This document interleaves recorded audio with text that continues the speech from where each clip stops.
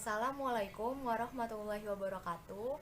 Perkenalkan, nama saya Zuhra Zulmahdi Sinaga, NIM 19010151130. Di sini saya akan membahas mengenai asumsi klasik. Asumsi klasik adalah syarat-syarat yang harus dipenuhi pada model regresi linier OLS atau Ordinary Least Square. Nah, agar model regresi linier ini dapat dikatakan valid sebagai alat penduga. Nah, model regresi linier OLS ini dibagi dua, yaitu regresi linier sederhana dan juga regresi linier berganda. Nah, pada kesempatan kali ini kami akan membahas asumsi klasik pada regresi linier berganda.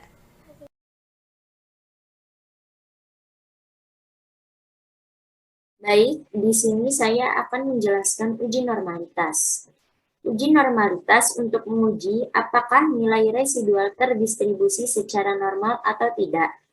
Cara untuk mendeteksinya dengan melihat penyebaran data pada sumber diagonal pada grafik normal PP atau plot of regression standard disk sebagai dasar pengambilan keputusannya.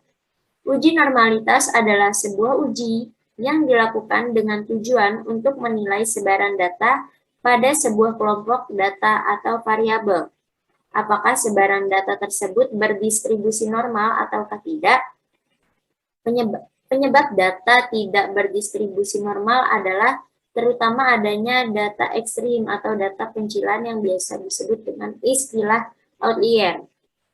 Nah, dengan adanya outlier tersebut, maka sebaran data bisa menjadi condong ke kiri atau condong ke kanan, di mana jika sebaran data ini kita nilai secara visual, misalnya menggunakan histogram seperti ini, maka seharusnya data yang berdistribusi normal akan membentuk sebaran seperti lonceng menghadap ke atas.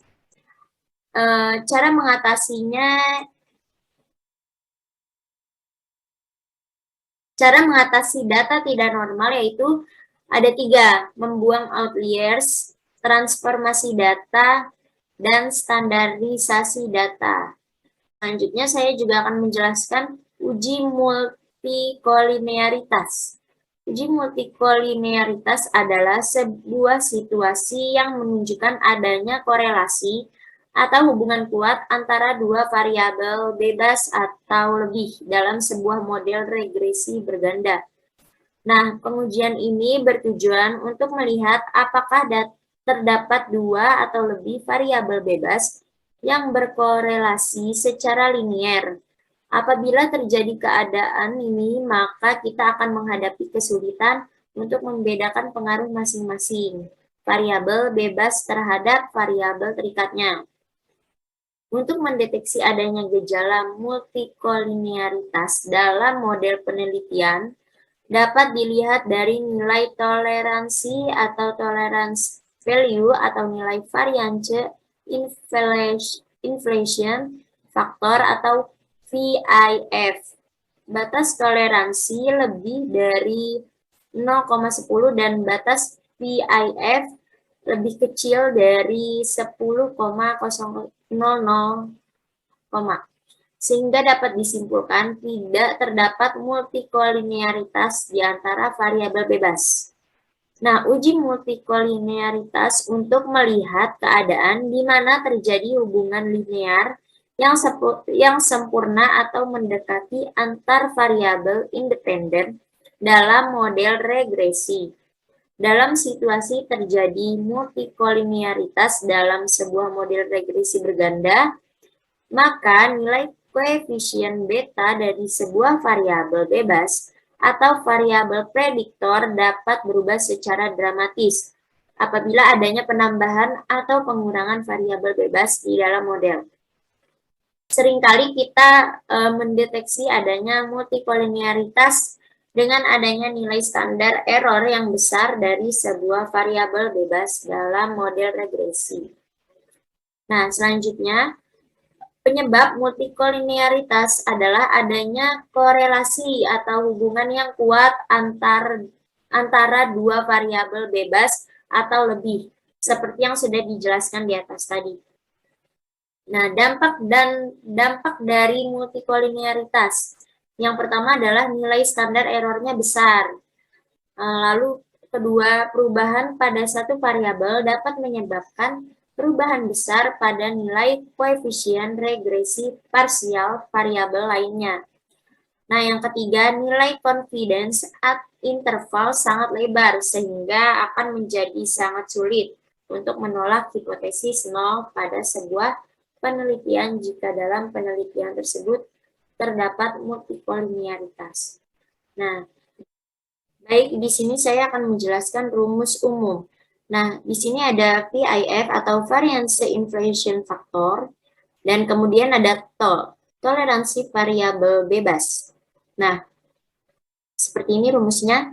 Keputusannya yaitu terdapat multikolinearitas apabila nilai toleransinya lebih kecil dari 0,1 atau VIF-nya lebih besar dari 10, seperti itu.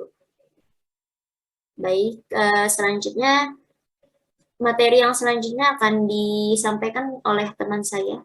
Terima kasih. Baik, yang selanjutnya kita akan menjelaskan uji heteroskedasisitas, di mana pengertian dari uji heteroskedasisitas adalah uji yang dilakukan untuk mengetahui apakah pada suatu model regresi terjadi ketidaknyamanan varian dari residual pada suatu pengamatan terhadap pengamatan lainnya. Biasanya data cross-section mengandung situasi heteroskedasisitas karena data ini menghimpun data yang mewakili berbagai ukuran kecil, sedang, dan besar. Lalu mengapa sih kita harus menguji heteroskedasitas? Karena untuk mengetahui adanya penyimpangan dari syarat-syarat asumsi klasik pada regresi linear, di mana dalam model regresi harus dipenuhi syarat. Nah, untuk menguji analisis heteroskedasitas dengan SPS, bisa menggunakan uji Glaser, uji Park, uji Spearman, dan melihat grafik. Yang pertama, kita akan membahas uji autokorelasi.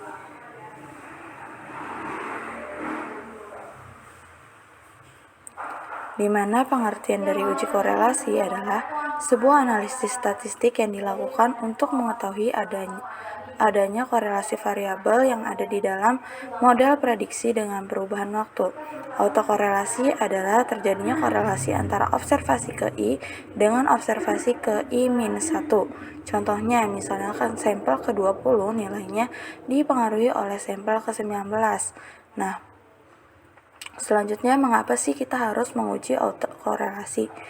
Nah, autokorelasi dalam model regresi linear harus dilakukan apabila data merupakan data time series atau runtut waktu.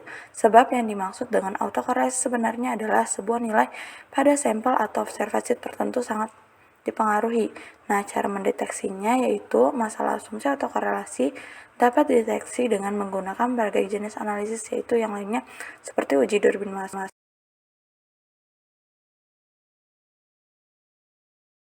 Nah, teman-teman, untuk kita mencari asumsi klasik di aplikasi SPSS, maka hal yang pertama itu kita masukkan terlebih dahulu nih di data view nih ya, di bawah data view kita masukin dulu datanya yang kita cari. Di sini ada X1, X2, dan juga Y. X ini variabel independen atau variabel yang mempengaruhi, sedangkan variabel Y ini variabel dependen yang dipengaruhi. Nah, di sini kita lihat di variabel view-nya X1, X2, dan juga Y-nya ini di sini numerik tipenya. Kenapa numerik? Karena dari data kita tadi hasilnya itu nomor ya, berupa nomor atau angka. Nah, lalu di sini desimalnya 0. Kenapa kok desimalnya 0? Dikarenakan dari data kita tadi ini dari X1, X2, dan juga Y tidak ada angka yang desimal, sehingga di variabel view-nya ini desimalnya kita nolkan saja.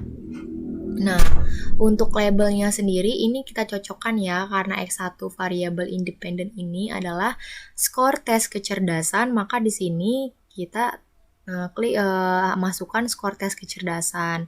Nah, untuk X2-nya di sini di labelnya kita masukkan frekuensi membolos. Dan untuk Y-nya, variabel dependent-nya kita masukkan label nilai ujian. Nah, kenapa sih kok measure-nya ini scale? Karena scale ini untuk data nominal atau number ya teman-teman, sehingga karena datanya ini kita nominal semua, kita pilih yang scale. Nah, lalu kita cari regresinya. Nah, carinya itu kalian pilih di paling atas ini ada analyze. Kita klik aja analyze. Lalu kalian pilih regression. Nah, regression di sini ada pilihan banyak nih, ada pilihan lain ya. Nah, karena kita mencarinya regresi linear berganda, asumsi klasiknya, jadi kita klik di sini yang linear. Nah, di sini tadi kan sudah dibilang ya, karena variabel independen atau variabel yang mempengaruhinya itu adalah skor tes kecerdasannya yaitu X1 dan frekuensi membolos X2, maka variabel independen ini kita masukkan nih di variabel independen kita. Dan dependennya itu yaitu nilai ujian Y ini kita masukkan di dependen ya, nilai ujian ini. Karena dia variabel yang dipengaruhi. Nah, di sini kita klik statistik. Di statistik ini kita checklistkan ya di bagian estimates, model fit, descriptive, collinearity, diagnostik, dan juga di residualnya kita pilih Darwin-Watson karena nanti kita akan mencari uji autokorelasi. Nah, lalu kita kalau sudah diklik semua nih, kita klik continue. Nah, lanjut ke bagian plots. Nah, di plots ini yang Y ini kita masukkan spreadsheet. Dan di bagian X-nya kita masukkan spread. Ya, spread. Jadi spread ini kita masukkan ke X dan spreadsheet ini kita masukkan ke bagian Y. Nah, lalu jangan lupa nih histogram dan juga normal probability plotnya ini kita checklistkan. Lalu kalau sudah, continue. Nah, di bagian save, kita klik yang residual ini, kita klik yang unstandardized ini, kita klik ya teman-teman, kita checklistkan saja. Lalu kalau sudah, lanjut ke continue. Nah, untuk bagian optionnya, kita masukkan di include constant in equation dan juga exclude cases leastways. Nah, lanjut kita continue aja. Nah, ini sudah semua ya teman-teman.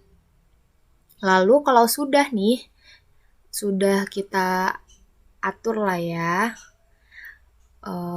datanya, lalu kita klik saja oke. Nah, kalau kita oke, kita tunggu nih untuk hasilnya ini keluar. Nah, kan hasilnya sudah keluar nih teman-teman. Nah, dari hasil yang kita data tadi itu ada descriptive statistik, ada correlation-nya, ada variable inter-remove, nih ada model summary, lanjut ada ANOVA, ada koefisien, collinearity diagnostik, ada residual statistik nih. Nah, di sini juga ada data histogramnya, ada data scatter plot, ada plots ya, ada scatter plot juga. Nah, teman-teman, karena untuk mencari normalitas, tidak hanya histogram, plot, dan juga scatter plot, kita juga harus membutuhkan yang namanya uji Kolmogorov-Smirnov. Nah, uji Kolmogorov-Smirnov test ini kita cari lagi teman-teman. Jadi kita balik lagi ke data kita yang awal. Nah, lalu kita klik sama nih, analyze juga, kita pilih analyze. Lalu kita klik yang non-parametric test. Nah, di sini ada pilihan lagi nih. Kita pilih yang paling bawah. Legacy Deluxe. Nah, setelah kita pilih ini, ternyata ada pilihan yang lagi banyak lagi nih teman-teman. Nah, kita pilih di urutan yang keempat yaitu One Sample Key Ace. Kita pilih, kita klik aja. Nah, di sini kita masukin yang unstandardized. Ini kita masukin di sini nih. Kita masukin ke sini ya. Ini kita diklik ininya, nanti dia masuk ke sini. Nah, setelah itu klik bagian normal. Di checklistkan saja. Nah, setelah itu udah nih teman-teman, hanya gini aja. Langsung kita klik OK. Oke. Nah, langsung tuh masuk hasil tes One Sample Kolmogorov Smirnov Test. Nah, ini untuk kita uji normalitas juga teman-teman.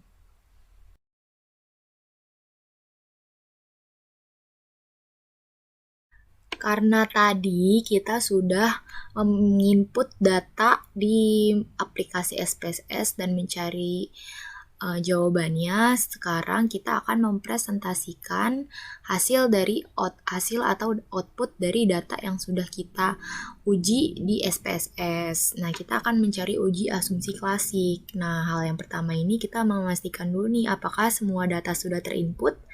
Nah, karena N yaitu banyaknya data, di sini 12, maka benar data sudah terinput semuanya.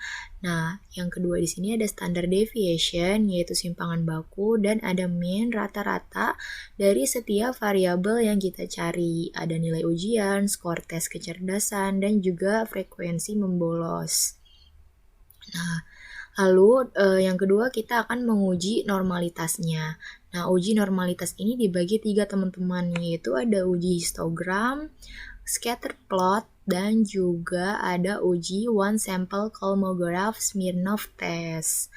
Nah, yang pertama ini kita mencari histogram. Nah, syaratnya bila garis membentuk menjulang atau melengkung tinggi, data ini dapat dikatakan normal. Nah, namun sebaliknya nih, jika garis ini tidak menjulang tinggi dan rendah, maka data ini tidak dikatakan normal. Nah, hasil dari SPSS kita tadi ini, yaitu ternyata garis melengkung ini tidak tinggi dan hanya melengkung secara sederhana. Maka kesimpulannya, data tersebut ini belum dapat dikatakan normal atau disimpulkan juga tidak normal gitu ya. Nah, lalu yang kedua ini kita mencari scatter plot. Nah, syarat scatter plot itu bila titik mengikuti garis diagonal yang melintang dari kiri bawah ke kanan atas, maka dapat dikatakan normal datanya.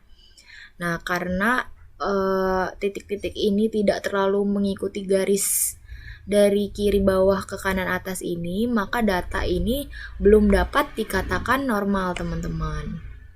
Nah, karena titiknya ada yang di sini, jadi dia tidak terlalu mengikuti garis garis diagonalnya. Maka data tidak normal. Nah, namun kan ini belum pasti juga ya, tidak terlalu pasti untuk menentukan titik-titik ini. Maka untuk memastikan laginya kita mencari ini One Sample Kolmogorov Smirnov Test. Nah, syaratnya ini jika signifikan ini lebih dari 0,05, maka data ini normal, dapat dikatakan normal.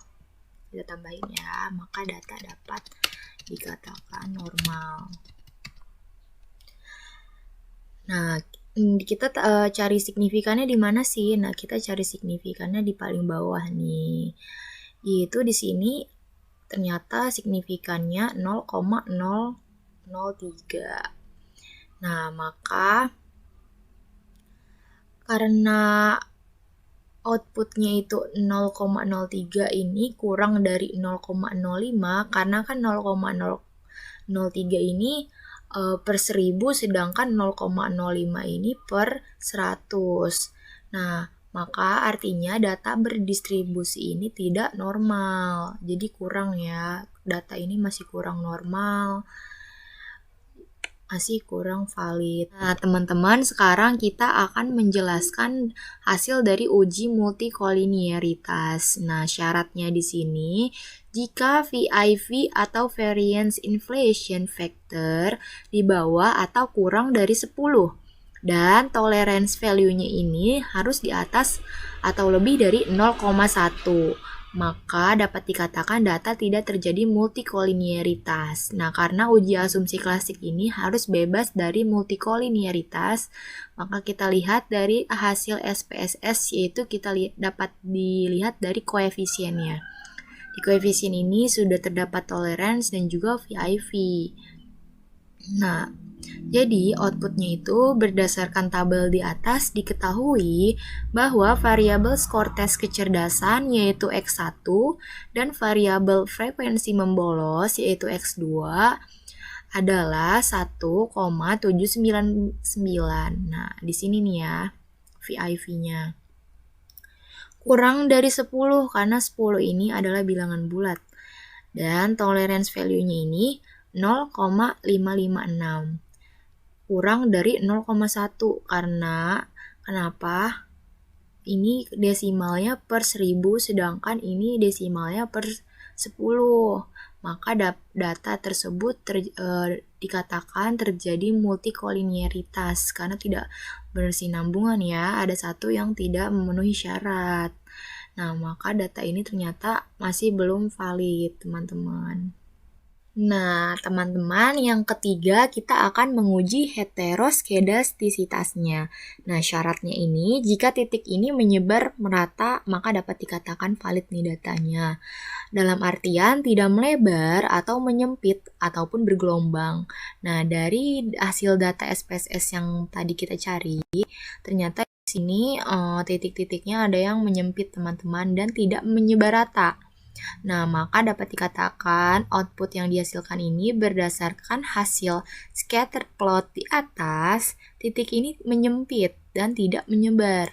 Maka data dapat dikatakan tidak memenuhi syarat. Jadi masih belum memenuhi syarat, teman-teman, dari data yang kita cari. Terakhir, kita akan mencari uji autokorelasi. Nah, syaratnya itu jika nilai Darwin-Watson berada di antara tabel DU Darwin-Watson dan juga 4 dikurang tabelnya nih, hasil dari tabel. Nah, tabelnya ini kalian bisa cari di buku statistika ataupun di Google. Nah, kenapa K2-nya ini dibulatkan? Karena variabel independen kita kan ada 2, yaitu skor tes kecerdasan dan juga frekuensi membolos. Maka dari itu kita pilih dari tabel yang K sama dengan 2 ini. Nah, untuk urutannya pilih yang mana lagi nih? Udah pasti yang di DU.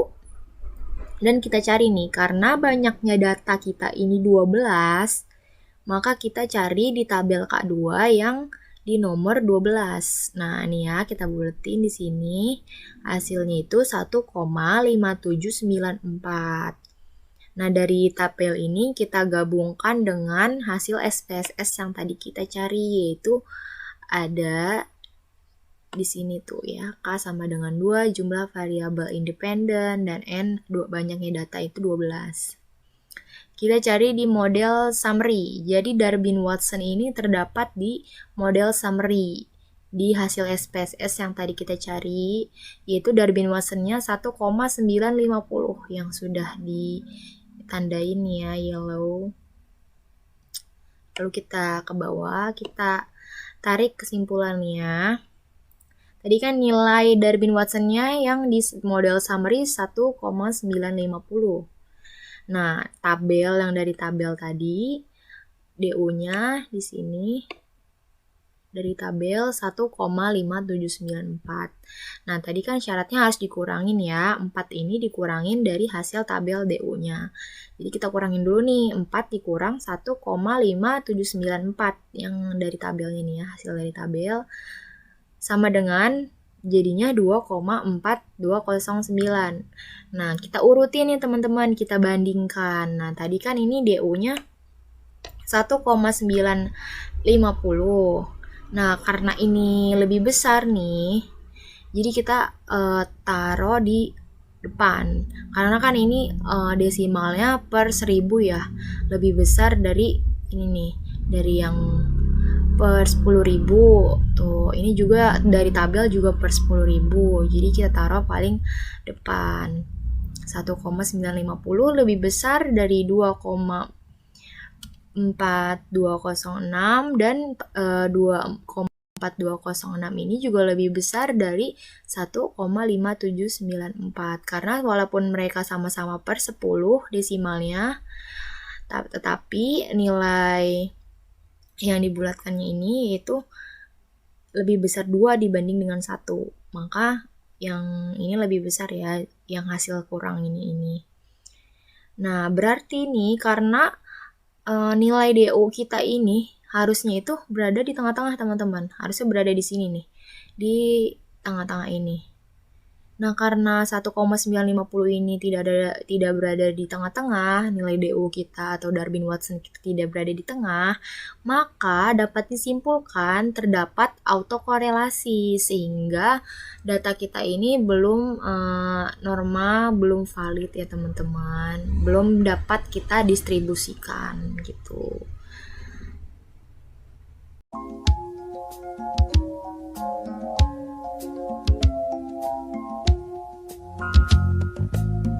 To make those rainbows in my mind.